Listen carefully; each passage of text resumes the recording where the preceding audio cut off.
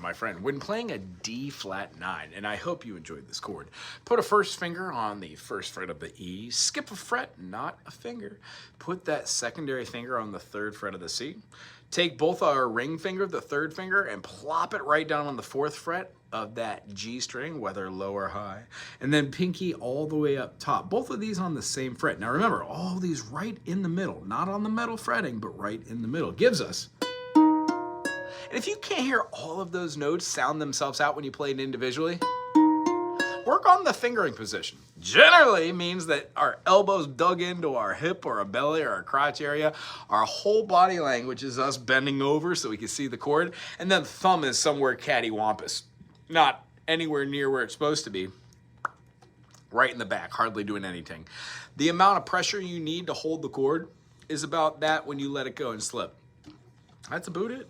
So when you put your finger here, ramya, ramya, ramya, get a gorgeous 9 chord.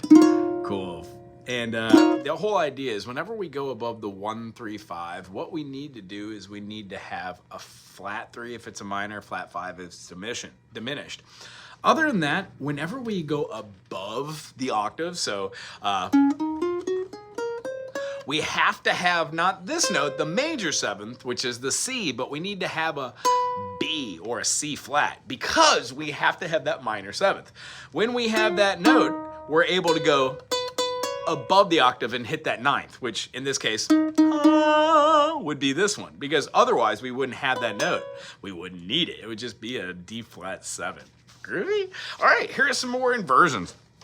If we go to the 5th fret and then we play the C string and then we play the G string all the way up tippy top here on the A string and pinky wraps around for the E string, we get the same thing essentially. It's going to give us our 1, 3, flat 7, and then our 9. And then if we move this up and make a B-A-R-R-E bar chord at the 8th fret, remember, count your dots. Some have them at 3, 5, and 7. Some have just 5 and 7.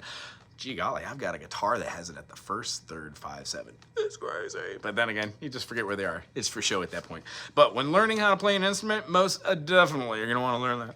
After we B-A-R-R-E, bar this up at the 8th fret, we're going to play our middle finger, our 2nd finger at the 9th fret on the E, skip a finger and a fret, and then play your C string right there at the 11th. And what I like to do is play all the notes to make sure they ring out, and then I just go back and do a quick review to make sure that I got all those notes.